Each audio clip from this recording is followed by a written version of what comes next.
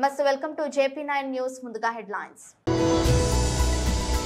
తెలంగాణ భవన్ లో మీడియాతో మాట్లాడుతున్న BRS working president Shri KTR.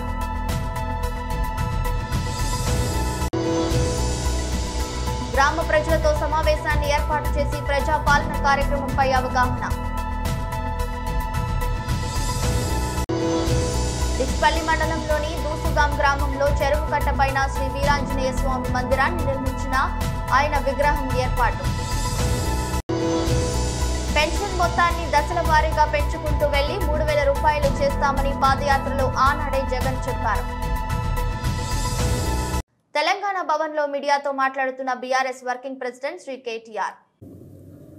ఈరోజు దాదాపుగా అవే అంశాలు మళ్ళీ ఒకసారి పార్లమెంటు నియోజకవర్గాల సమీక్షా సమావేశాలు ఈరోజు ఆదిలాబాద్ పార్లమెంట్ నుంచి ప్రారంభిస్తే దాదాపుగా అదే అంశాలు మళ్ళీ మా పార్టీ నాయకులు కార్యకర్తలు సుదీర్ఘంగా జరిగిన ఈ సమావేశంలో వారు మళ్ళీ ఒకసారి తమ అభిప్రాయాలను నిక్కచ్చిగా కుండబద్దలు కొట్టినట్టుగా నిర్మోహమాటంగా మా అందరి దృష్టికి తీసుకొని రావడం జరిగింది.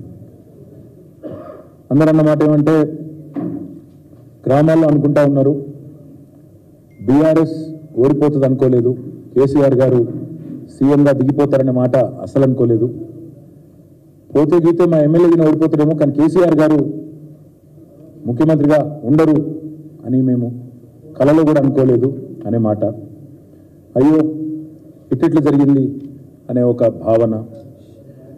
దాంతోపాటు ప్రతి గ్రామంలో జరుగుతున్న చర్చ, ఈరోజు రాష్ట్రంలోని ప్రతి గ్రామంలో ప్రతి పట్టణంలో జరుగుతున్న చర్చని మా దృష్టికి మళ్ళీ ఒకసారి మా నాయకులు ఇవాళ ఆదిలాబాద్ నియోజకవర్గం నుంచి పార్లమెంట్ నియోజకవర్గం నుంచి వచ్చిన నాయకులు చాలా విషయాలు చెప్పారు.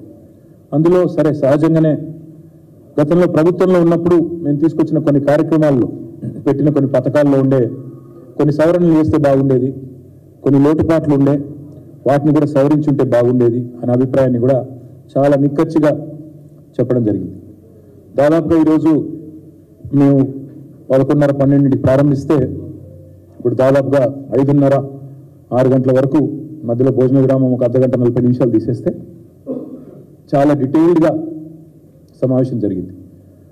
వచ్చిన నాయకులు కూడా చాలామంది పార్టీ ఆవిర్భావం నుంచి ఉన్న వాళ్ళు చాలామంది పెద్దలు చాలా విషయాలు చాలా నిక్కచ్చిగా చెప్పినారు. వారందరికీ కూడా నా ధన్యవాదాలు. ఈరోజు వారు చెప్పిన ప్రతి మాట వారి మాటగా మేము అనుకోవడం లేదు. ఇవాళ వారు చెప్పిన ప్రతి మాట ప్రజల నుండి వస్తున్న ఒక గొంతుగా, ప్రజల వైపు నుండి వస్తున్న ఒక అభిప్రాయంగానే మేము పరిగణిస్తూ ఉన్నాం.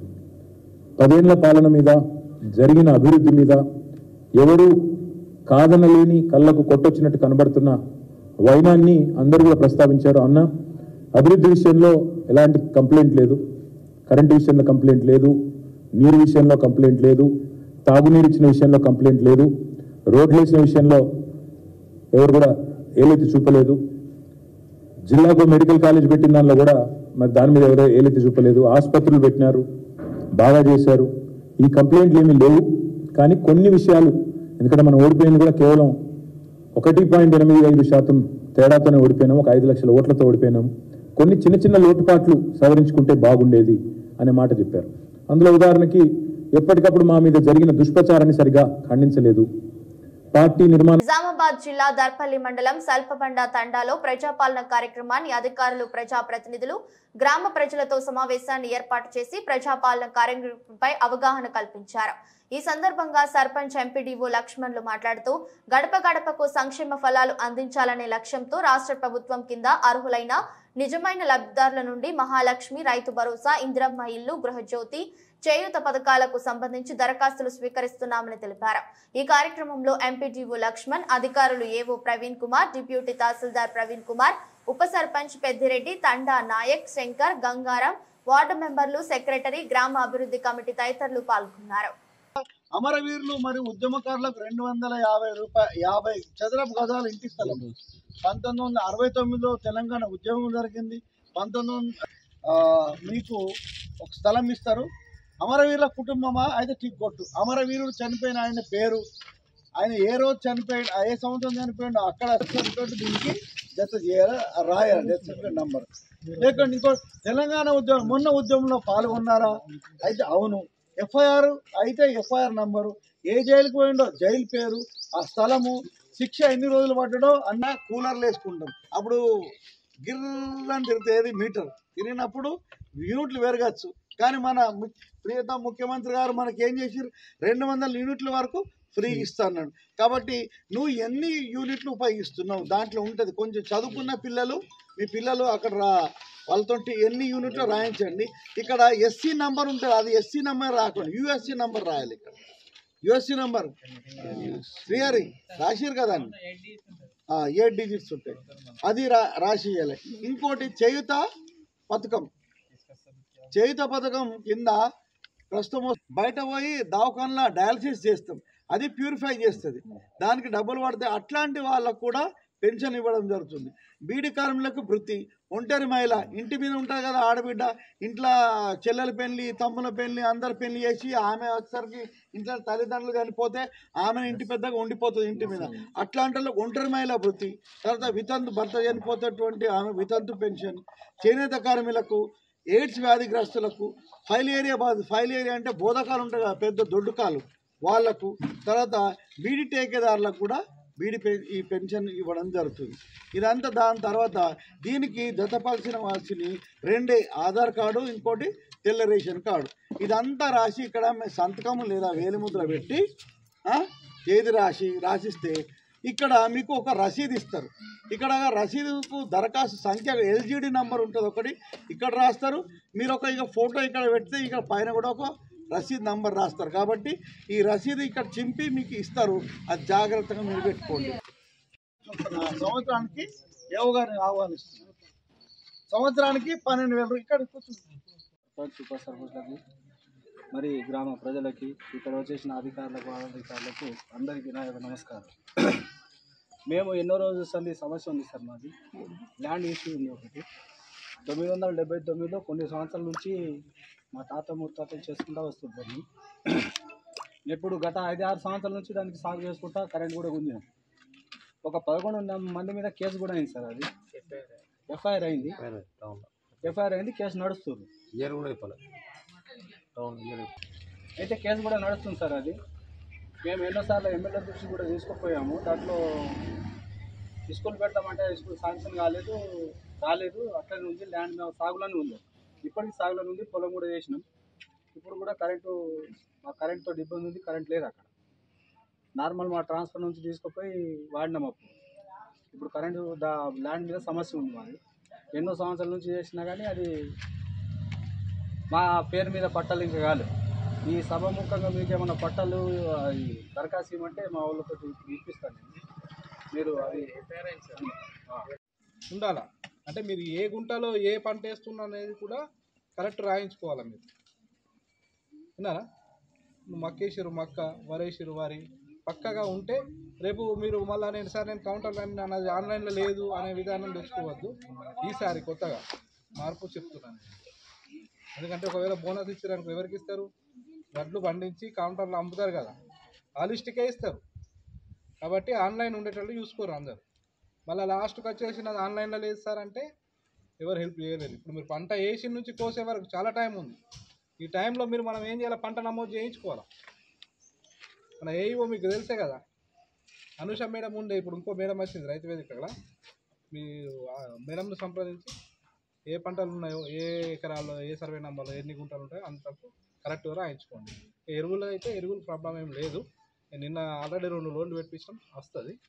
అదే కాకుండా ఇప్పుడు సార్ చెప్పినట్లు అన్ని స్కీమ్స్ చెప్పారు సార్, మన ఎంపీఓ సార్ గారు అన్నీ వివరించారు. దాంట్లో రైతు బంధు ఒకటి ఉన్నది. అంతకుముందు రైతు బంధునే ఇప్పుడు మనం ఏమంటున్నాం రైతు భరోసా పథకంగా ఉన్నది. ఈ రైతు భరోసా పథకం ఏంటంటే ఆల్రెడీ మనకు రైతు బంధు వస్తున్న రైతులు ఉన్నారు, పాత జాబితా వాళ్ళు ఉంటాయి, లేదా మార్పిడి చేసుకుంటారు. ఒక రైతు నుంచి ఇంకో రైతు ఉంటాడు. కొత్తగా అప్లై చేసుకునే వాళ్ళు మాత్రం అలా మెన్షన్ చేయాలి. అది ఒకటి. ఇంకోటి కౌలు రైతులకు కూడా రైతు భరోసా పథకం వర్తిస్తుంది. మరి కౌలు రైతులు అంటే ఎవరు? భూమి ఉండద్దు, మళ్ళీ ఓనరు మీకు రాసి ఇవ్వగలగాల. ఓనర్కు రైతు భరోసా కావాలా, కౌలుదారు కావాలంటే కుదరదు. ఓనర్ ఖచ్చితంగా మీకు కౌలునామా ఉండాలా, కౌలుకి ఇవ్వాలా, ఓనర్ అంగీకరించి సంతకం పెట్టాలా. ప్లస్ ఓటీపీస్, ఇప్పుడు మీరు కౌలు పత్రం తీసుకొని అడ్లు అమ్ముకుంటారు. ఓటీపీ వస్తుంది ఓనర్కి, ఓటీపీ చెప్పగలగాలి. అట్లా ఉంటుంది అన్నట్టు. పూర్తి కౌలుదారు ఉన్నారు. అది కాకుండా ఇంకో పథకం ఏంటంటే ఇప్పుడు దీంట్లోనే రైతు భరోసాలనే వ్యవసాయ కూలీలకు కూడా 12,000 సంవత్సరానికి ఇస్తామని చెప్పేసి ఇచ్చిర్రు ఇలా దరఖాస్తులో. అంటే ఏంది, వ్యవసాయ కూలీలు ఎవరు ఉంటారు మరి? వ్యవసాయ కూలీలు అంటే అసలు భూమి లేకుండా వ్యవసాయం మీదనే ఆధారపడి కూలీ చేసుకునేటోళ్ళు. ఇప్పుడు మనకు ఎక్కడి నుంచో బీహార్ వాళ్ళు అక్కడి నుంచి వస్తారు లేబర్స్. అట్లానే మన ఊళ్ళో భూమి లేకుండా ఉండి వ్యవసాయం మీద ఆధారపడిన రైతులు ఎవరైతే ఉంటారో వాళ్ళని వ్యవసాయ కూలీలుగా, అదే కూలి పని చేసుకునేటోళ్ళకు వాళ్ళకు ఏదైతే మనకు ఉపాధి హామీ పథకంలో ఒకటి కార్డు ఉంటుంది. ఉపాధి హామీ కార్డు ఇలా ఫిల్ చేసి ఆ కార్డు నెంబర్ నింపి వ్యవసాయ కూలీని అన్ని టిక్ చేయాలి. అయితే వాళ్ళకు ఎకరానికి సంవత్సరానికి 12,000 చొప్పున రైతు భరోసా పథకం వర్తిస్తుంది. నిజామాబాద్ జిల్లా డిచ్పల్లి మండలంలోని దూసుగాం గ్రామంలో చెరువు కట్ట పైన శ్రీ వీరాంజనేయ స్వామి మందిరాన్ని నిర్మించి ఆయన విగ్రహం ఏర్పాటు చేశారు. 3 రోజుల విగ్రహ ప్రతిష్ఠ కార్యక్రమం కన్నుల పండుగగా జరిగింది. ఈ కార్యక్రమానికి రూరల్ ఎమ్మెల్యే భూపతి రెడ్డి పాల్గొని ప్రత్యేక పూజలు చేశారు. ఈ సందర్భంగా మాట్లాడుతూ కట్టపైన ఆంజనేయ స్వామి విగ్రహం ఏర్పాటు చేయడం చుట్టుపక్కల గ్రామాలకు శుభసూచకమని ఆయన తెలిపారు. ఆంజనేయ స్వామి కృప వల్ల పాడి పంటలు ప్రజలు సుభిక్షంగా ఉండాలని ఆకాంక్షించారు.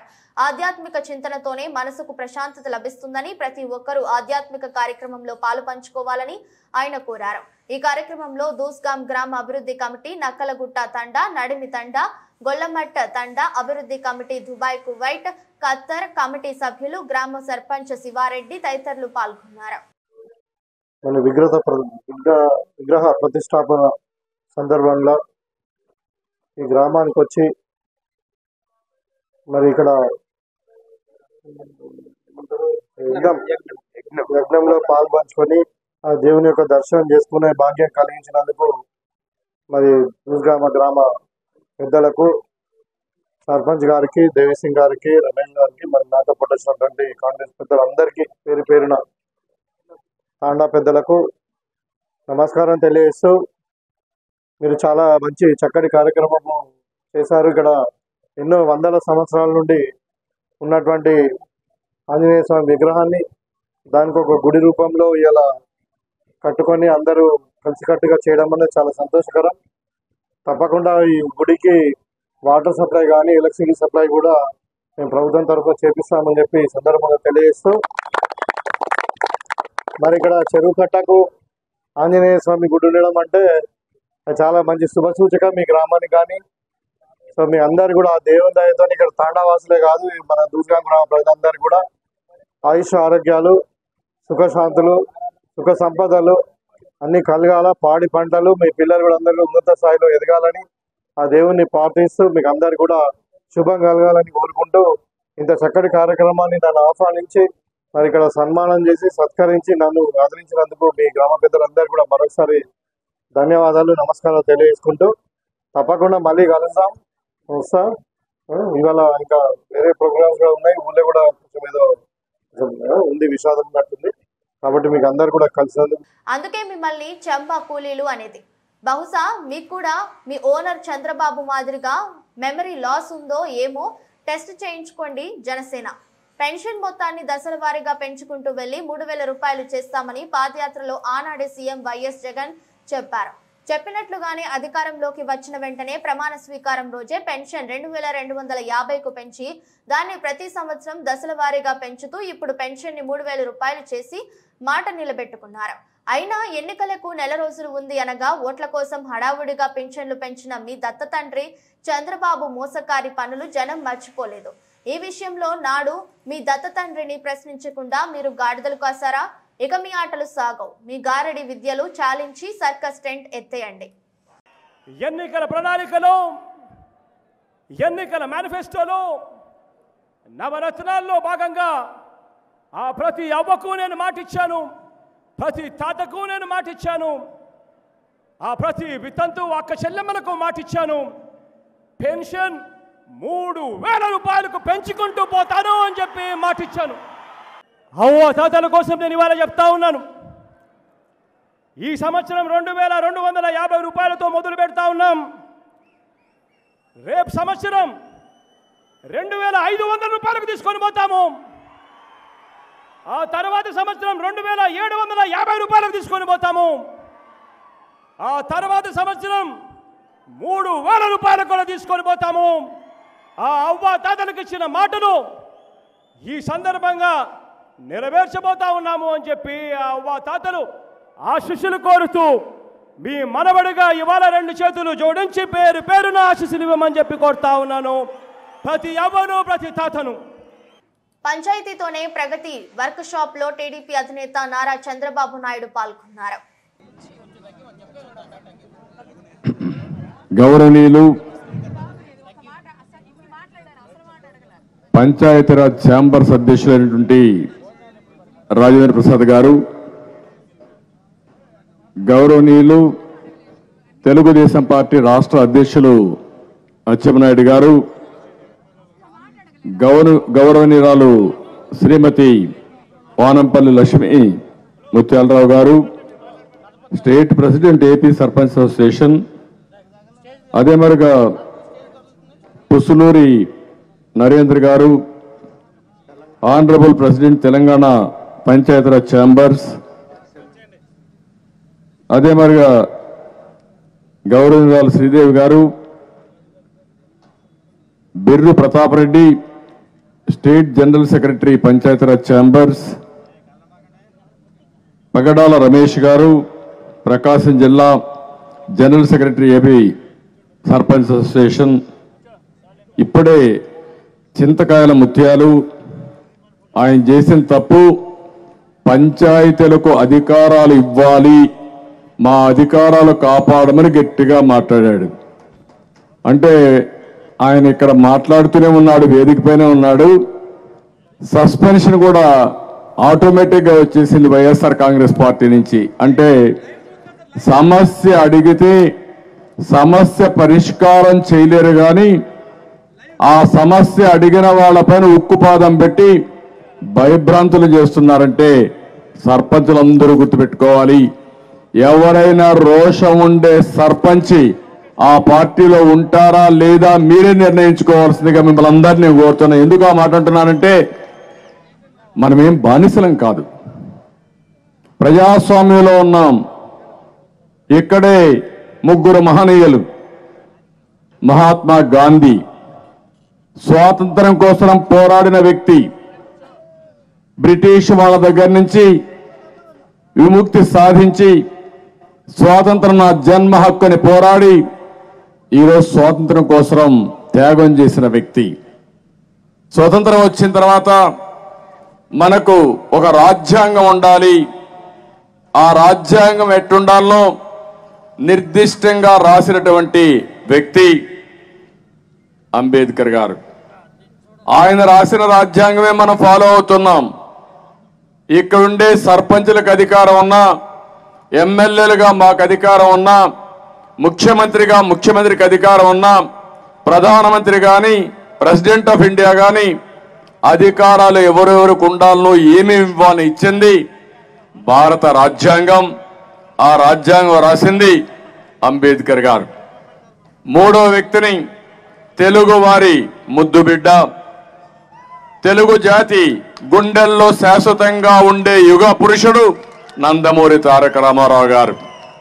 తెలుగువారి ఆత్మ గౌరవాన్ని ప్రపంచం మొత్తం చాటి చెప్పారు. అలాంటి వ్యక్తుల స్ఫూర్తిగా కెప్టెన్ వేదికగా దక్షిణాఫ్రికా వర్సెస్ ఇండియా మధ్య జరుగుతున్న 2వ టెస్ట్ తొలి ఇన్నింగ్స్ లో 6 వికెట్లతో సంచలనం సృష్టించిన పేసర్ మహమ్మద్ సిరాజ్ అరుదైన రికార్డును సృష్టించాడు. లంచ్ విరామానికి ముందు 5 వికెట్లు తీసిన మొట్టమొదటి భారతీయ పేసర్ గా నిలిచాడు. 92 ఏళ్ల ఇండియన్ టెస్ట్ క్రికెట్ హిస్టరీలో ఒక పేసర్ లంచ్ బ్రేక్ కు ముందు 5 వికెట్లు పడగొట్టడం ఇదే తొలిసారి. అయితే సిరాజ్ కు ముందు ఎడమ చేతి వాటం స్పిన్నర్ మనీందర్ సింగ్ మాత్రమే ఈ రికార్డును సాధించాడు.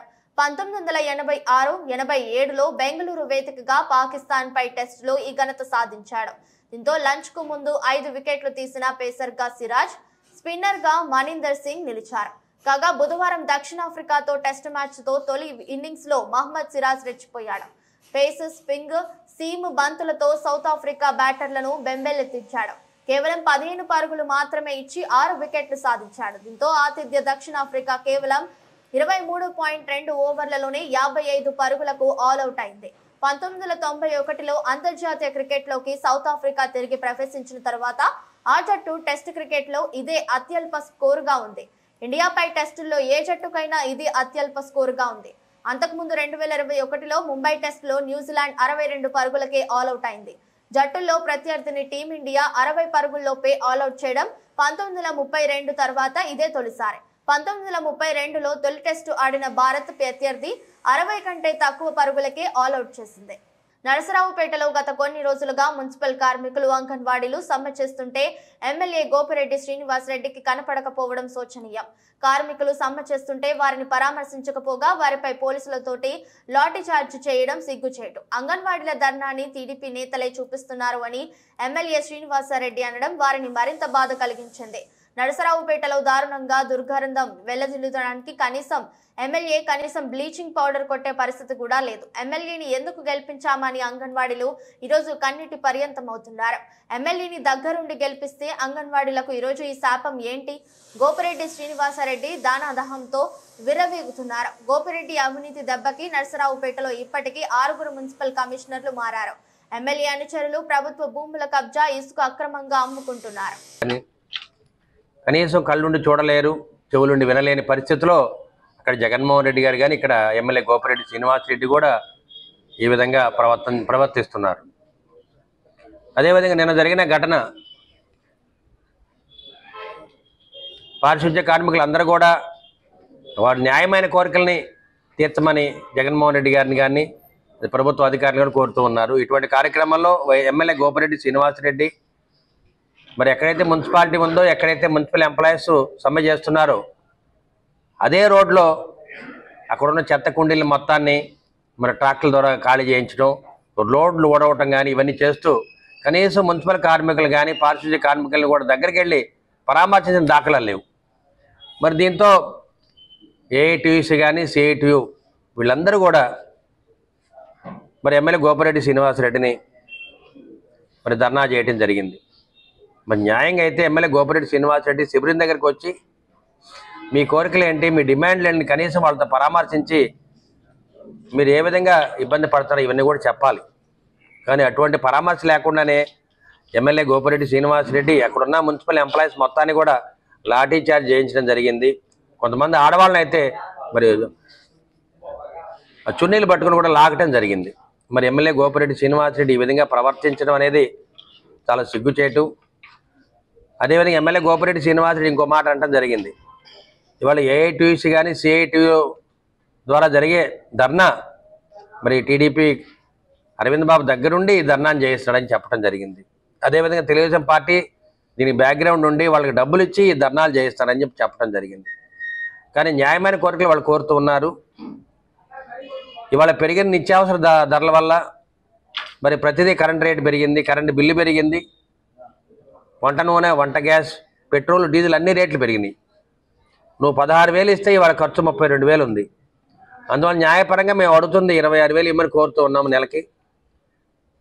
కానీ దాని మీద స్పందన లేదు. ఇవాళ నువ్వు వైసీపీ ప్రభుత్వం వచ్చినప్పటి నుంచి కూడా నరసరావుపేట పట్టణం కానీ ఎక్కడున్న మున్సిపాలిటీలు అన్నీ కూడా ఎక్కడ కూడా శానిటేషన్ లేదు, రోడ్లన్నీ దుర్మార్గంగా ఉన్నాయి, రోడ్లన్నీ గుంటలు పడిపోయి ఉన్నాయి, కాలువలు శుభ్రత లేదు, కనీసం బ్లీచింగ్ పౌడరు ఫెనాయిల్ కూడా కొట్టే పరిస్థితి లేదు. మరి ఎక్కడ చూసినా నర్సాపేట టౌన్ మొత్తం కూడా దోమలు, మలేరియా జ్వరాలు, డెంగ్యూ ఫీవర్లు. కనీసం ఇవన్నీ చూసి కూడా సిగ్గుపడని మరి ఎమ్మెల్యే గోపిరెడ్డి శ్రీనివాసరెడ్డి రోడ్డు మీదకి వచ్చి వేలు చూపించి పారిశుద్ధ్య కార్మికులు అందరినీ కూడా భయపెడుతున్నాడంటే మరి ఈ వైసీపీ ప్రభుత్వం యొక్క దుర్మార్గాలు ఎంతవరకు వచ్చినా ఒకసారి ఆలోచన చేయండి. ఇదే కార్మికులు వీళ్ళందరూ కూడా ఎమ్మెల్యే గోపిరెడ్డి శ్రీనివాసరెడ్డికి వైసీపీకి ఓట్లు వేయడం జరిగింది. వాళ్ళదే కనీటి పర్యంతరం అవుతున్నారు. దగ్గరుండి మా సమస్యలు పరిష్కరిస్తామని చెప్పి ఆ రోజు ఓట్లు వేయించుకున్నావు. ఇవాళ కనీసం పారిశుద్ధ్య కార్మికులు కానీ, అంగన్వాడీ టీచర్లు కానీ, డ్వాక్రా మహిళలు కానీ, అదేవిధంగా వాలంటీర్లు కానీ ఎవరిని కూడా దగ్గరికి రానిలేని పరిస్థితి. ఇవాళ నీకు ధనమదం, అదేవిధంగా ప్రభుత్వ అధికారుల అండతోటి ఎవరిని బట్టినా కానీ తోలనాటం, అందరిని బెదిరించడం ఇవాళ చేసే పరిస్థితుల్లో ఇవాళ ఎమ్మెల్యే గోపిరెడ్డి శ్రీనివాసరెడ్డి ఉన్నాడు. నేను ఒకటే చెప్పాను 2 రోజుల క్రితం ఎమ్మెల్యే గోపిరెడ్డి శ్రీనివాసరెడ్డి ఈ పారిశుద్ధ్య కార్మికుల మీద లాఠీ చార్జ్ చేయిస్తాడని చెప్పాను. నిన్న అదే జరిగింది. అదేవిధంగా రేపు రాబోయే కాలంలో ఏఐటీసీ సిఐటి నాయకుల మీద గంజాయి ఇంట్లో పెట్టి గంజాయి కేసు కూడా పెట్టిస్తాడు. నార్కోటిక్ కేసు పెట్టించగలడు అతను. ఎందుకంటే తెలుగుదేశం పార్టీ కార్యకర్తల మీద కానీ నాయకుల మీద కానీ ఎంతోమంది ప్రజా సంఘాల నాయకుల మీద ఇదే విధంగా కేసులు పెట్టించిన ఘనత ఈ ఎమ్మెల్యే గోపిరెడ్డి శ్రీనివాసరెడ్డికి ఉందని మీడియా ముఖంగా తెలియజేస్తూ, గోపిరెడ్డి శ్రీనివాసరెడ్డి ధనదాహంతో మదమెక్కున్నావు, ప్రజలు నీకు సరైన రీతిలో బుద్ధి చెప్తారు. సత్తెనపల్లి నియోజకవర్గంలో రాష్ట్ర జలవనరుల శాఖ మంత్రులు అంబటి రాంబాబు ఆధ్వర్యంలో నిర్వహిస్తున్న ముగ్గుల పోటీలకు గ్రామ స్థాయిలో విశేష స్పందన లభిస్తుంది. మండల పరిధిలోని కంటేపూడి గ్రామంలో బుధవారం సాయంత్రం జరిగిన పోటీలకు 243 మంది మహిళలు హాజరయ్యారు. గ్రామంలోని సీసీ రోడ్లన్నీ రంగవల్లులతో నిండిపోయాయి. పల్లెలకు ముందుగానే సంక్రాంతి శోభ వచ్చినట్లయింది. మంత్రి అంబటి స్వయంగా ముగ్గులను పరిశీలించి ఇంత భారీ స్థాయిలో మహిళలు పాల్గొనడం స్ఫూర్తిదాయకమన్నారు. పాల్గొన్న ప్రతి ఒక్కరికి ప్రోత్సాహక బహుమతి మీ ఇంటికే వస్తుందన్నారు.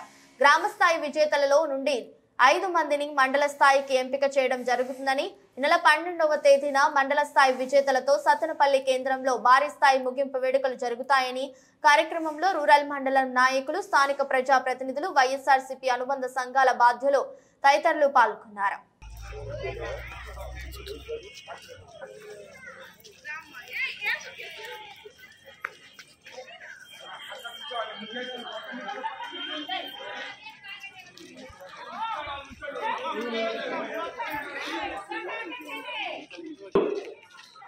శ్రీ అంబటి రాంబాబు గారు మన ముగ్గురు శిక్షిస్తున్నారు. మన గ్రామంలో గ్రామస్తుల మహిళలకు వైఎస్ఆర్సీ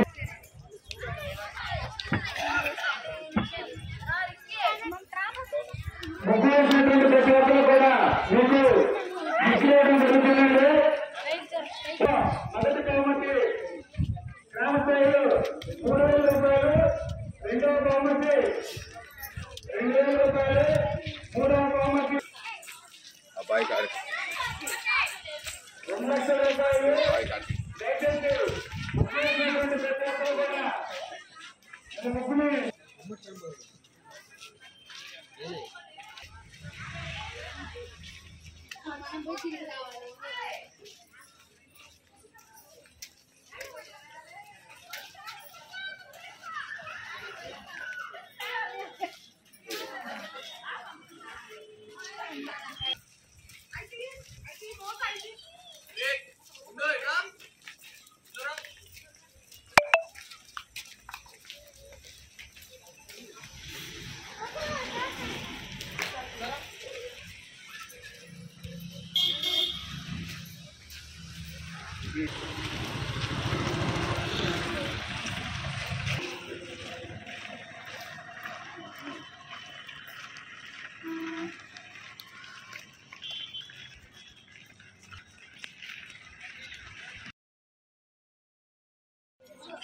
సంక్రాంతిని పురస్కరించుకొని ముగ్గుల పోటీలను నిర్వహించడం జరుగుతూ ఉంది.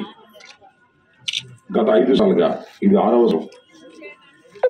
ప్రతి సంవత్సరము ఇదే రోజుల్లో నియోజకవర్గం మొత్తం అన్ని గ్రామాల్లోనూ ఈ ముగ్గుల పోటీలు నిర్వహించి ఆ గ్రామాల్లో విజేతలకు బహుమతులు ఇచ్చి, మండలాల్లో మళ్ళా విజేతలని వీళ్ళందరూ తీసుకెళ్లి మండలాల్లో పోటీ పెట్టి అక్కడ విజేతలకు అక్కడ బహుమతులు ఇచ్చి, ఆ తర్వాత 12వ తారీఖున ప్రతి జనవరి 12వ తారీఖున ఇప్పటికీ 6వ సంవత్సరం ఇది సత్తెనపల్లిలో పట్టణంలో జరుగుతుంది. పెద్ద ఎత్తున ఆ రోజున ముగ్గులు పోటీలు జరుగుతాయి. ఆ రోజున అందరినీ ఆహ్వానించడం జరుగుతుంది. ముఖ్య అతిథులు పార్టీ నాయకులు వస్తారు. ఈ సంవత్సరం అయితే మీ అందరికీ ఇష్టమైన మహిళ రోజా గారు ఈ సంవత్సరం అక్కడికి రాబోతున్నారు. కాబట్టి మీ అందరూ కూడా ఆ రోజున వచ్చి ఆ రోజున కూడా ఈ పెద్ద జరిగేటటువంటి ఫైనల్స్ లో కూడా మీరు పాల్గొవలసిందిగా నేను కోరుతున్నాను. ఇది ఒక మంచి సాంప్రదాయం. ప్రతి గ్రామంలోనూ మరి ముగ్గులు పోటీలు నిర్వహించడం. సహజంగా ఏం చేస్తారంటే గ్రామాల్లో సంక్రాంతి సందర్భంగా ఎవరింటి ముందు వాళ్ళు ముగ్గేసుకుంటారు. వాళ్ళందరినీ సమీకరించి ఒకే చోట అంటే ఒకే రోడ్డు మీద మరి పోటీలు పెట్టి దానిలో ఫస్ట్, సెకండ్, థర్డ్, ఫోర్త్ నిర్ణయించి చేయడం జరుగుతుంది. పైగా ఎవరైతే పాల్గొన్నారో ప్రతి మహిళకి కూడా ఒక ప్రైజ్ ఇవ్వడం జరుగుతుంది, ఒక గిఫ్ట్. ఎందుకంటే మీరు కష్టపడి వచ్చి రోడ్డు మీదకి వచ్చి ఓటు వేశారు కాబట్టి మీకు ఒక గిఫ్ట్ ఇవ్వకపోతే ధర్మంగా ఉండదని ప్రైజ్ సంగతి అలాంటి పెట్టి ప్రతి సంవత్సరం ఒక గిఫ్ట్ ఇచ్చేటువంటి కార్యక్రమం చేస్తున్నాం. ఈ సంవత్సరం కూడా గిఫ్ట్ ఇవ్వడం జరుగుతుంది. మొత్తం మీద ఈ గ్రామంలో గత సంవత్సరం 203 ముగ్గురు పాల్గొన్నారు. మరి ఈ సంవత్సరం 240 మంది పాల్గొన్నారు. అంటే సుమారుగా 37 మంది అదనంగా పాల్గొన్నారు. ప్రతి సంవత్సరం పెరుగుతా ఉన్నారు. ఎందుకంటే ప్రతి సంవత్సరం ఇది బాగా ప్రచారం జరుగుతుంది. అదే మొదటి సంవత్సరం అయితే 2980 అయింది. మొన్న 9,444 అయింది పోయిన సంవత్సరం. ఈ సంవత్సరం 12,000 అవుతాయి అనుకున్నాం. ఈ వాతావరణం చూస్తుంటే 12,000 కన్నా కూడా ఎక్కువ అయ్యేటటువంటి వాతావరణం కనిపిస్తూ ఉంది. చాలా మంది మహిళలు ఉత్సాహంగా దీనిలో పాల్గొనడం చాలా సంతోషం. పాల్గొన్నటువంటి మహిళలందరికీ నా శుభాకాంక్షలు. దీనిలో ఎంతమంది పాల్గొన్నా, 240 మంది పాల్గొన్నా, 500 పాల్గొన్నా వచ్చేది 5 ప్రజలే. నాకు రాలేదని దిగులు పడద్దు, అన్నిదా భావించవద్దు. జడ్జి న్యాయం చేయలేదని కొంతమంది అంటారు ప్రైజ్ రాకపోతే. అలాంటిది ఏం పెట్టుకోకండి, ధర్మంగా చేస్తున్నాం. అందుకని ఏది ఇబ్బంది లేకుండా అందరికి కూడా ఒక మంచి గిఫ్ట్ మీ ఇంటికి చేరగలుగుతాను. అది నా బాధ్యత. దాన్ని గుర్తుపెట్టుకుని అందరూ హ్యాపీగా ఈ కార్యక్రమంలో పాల్గొన్నందుకు ధన్యవాదాలు తెలియజేస్తూ మీ అందరి దగ్గర సెలవు తీసుకున్నాను. మళ్ళీ నేను అంచువారిపాలెం వెళ్ళాలి. అక్కడ కూడా ఇదే కార్యక్రమం సాగుతుంది. అక్కడికి వెళ్ళి వస్తానని చెప్పాను. అక్కడ వెళ్ళి రావాల్సిన అవసరం ఉంది కాబట్టి అనేది భావించవద్దని మీ అందరికీ మరోసారి శుభాకాంక్షలు తెలియపరుస్తూ మీ దగ్గర సెలవు తీసుకున్నాను. జై హింద్, జై జగన్. వార్తలు ముగించే ముందు మరోసారి హెడ్లైన్స్. తెలంగాణ భవన్ లో మీడియాతో మాట్లాడుతున్న బీఆర్ఎస్ వర్కింగ్ ప్రెసిడెంట్ శ్రీ కేటీఆర్.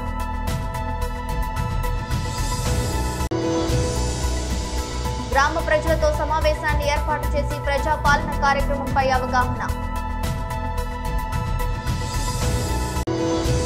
డిచ్పల్లి మండలంలోని దూసుగాం గ్రామంలో చెరువు కట్టపైన శ్రీ వీరాంజనేయ స్వామి మందిరాన్ని నిర్మించిన ఆయన విగ్రహం ఏర్పాటు. పెన్షన్ మొత్తాన్ని దశల వారీగా పెంచుకుంటూ వెళ్లి 3,000 రూపాయలు చేస్తామని పాదయాత్రలో ఆనాడే జగన్ చెప్పారు. ఇది రోజు బులెటిన్. మరో బులెటిన్లో మళ్ళీ కలుద్దాం. అంతవరకు సెలవు. నమస్కారం.